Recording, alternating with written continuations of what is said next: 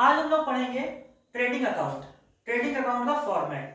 तो trading account का format जानने से पहले सबसे पहले जो मेन चीज है वो हमको ये समझना होगा कि ट्रेडिंग अकाउंट हमारा होता क्या है।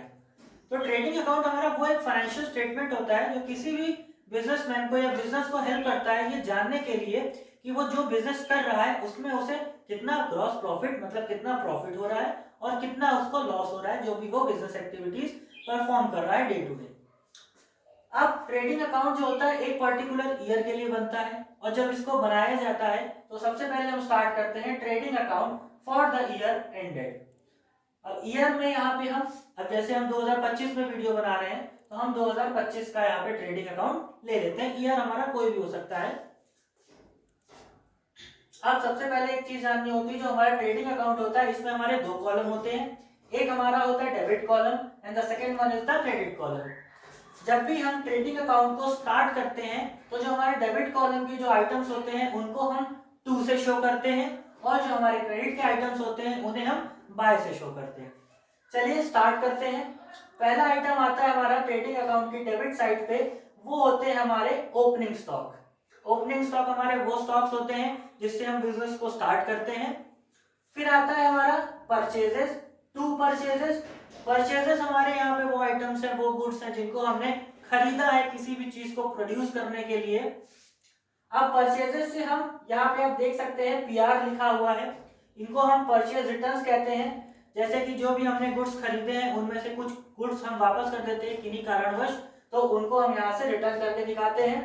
यहाँ पे हमारे परचेज अमाउंट से इसको हम रिटर्न लेस कर देंगे और यहाँ पे डाल देंगे। अब आते हैं डायरेक्ट एक्सपेंसेस। डायरेक्ट एक्सपेंसेस हमारे वो एक्सपेंसेस होते हैं जो डायरेक्टली बिजनेस में आते हैं।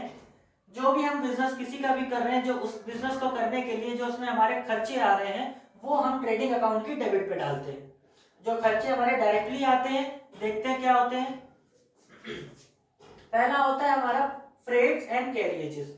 मान लेते हैं जैसे कि हमने बिजनेस में कोई भी गुड्स को खरीदा, अब गुड को हम वेयर हाउस से या फिर दुकान से अपने बिजनेस तक लाएंगे, तो दुकान से अपने बिजनेस तक लाने के लिए जो भी हमारा बीच का हमने किसी भी ट्रांसपोर्टेशन का इस्तेमाल किया है जो उसका खर्चा होगा वो हमारा फ्रेट्स एंड कैरियेजेस में आएगा। फिर हमारे होते हैं कस्टम्स एंड इंश्योरेंसेस। इंश्योरेंस मतलब जहाँ पे जैसे हमने गुड्स को कहीं से मंगाया है और हमने उसका इंश्योरेंस करा रखा है तो वो इसमें आता है। अच्छा, कस्टम्स क्या होते हैं? जब हम गुड्स को किसी दूसरे स्टेट से मंगाते हैं तो उसमें कुछ टैक्सेस लग जाते हैं, वो हमारे कस्टम्स में ऐड होते हैं।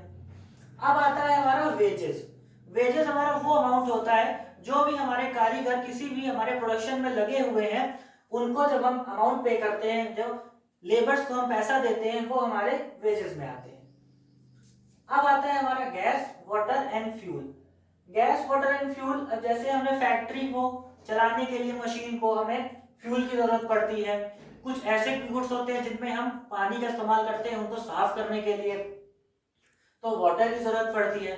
गैस गैस भी होती है हमारी कि हम बिजनेस में कभी कभी मशीनरी में ऐसा होता है कि उनमें कोई गैसेस पड़ती हैं उनको चलाने के लिए, तो वो यहाँ पे हमारे डायरेक्ट उसमें डायरेक्ट एक्सपेंसेस में आते हैं क्योंकि वो किसी भी गुड के प्रोडक्शन में डायरेक्टली इन्वॉल्व हो रहे हैं, इसलिए उन्हें हम डायरेक्ट एक्सपेंस में डालते हैं। अब आता है हमारा फैक्ट्री एक्सपेंसेस। फैक्ट्री एक्सपेंसेस जो भी daily day to day functioning में फैक्ट्री हमारी चलती है तो जो उसमें वियर एंड टियर होता है तो उसके जो खर्चे होते हैं उन्हें हम फैक्ट्री एक्सपेंसेस में डालते हैं। फिर आता है हमारा रॉयल्टी ऑन प्रोडक्शन। अगर हम कोई ऐसा गुड प्रोड्यूस कर रहे हैं जिसकी हमने किसी से रॉयल्टी ले रखी है तो हमको उसकी रॉयल्टी भी उस बंदे को पे करनी पड़ती है, तो वो हम ट्रेडिंग अकाउंट की डेबिट पे डालते हैं।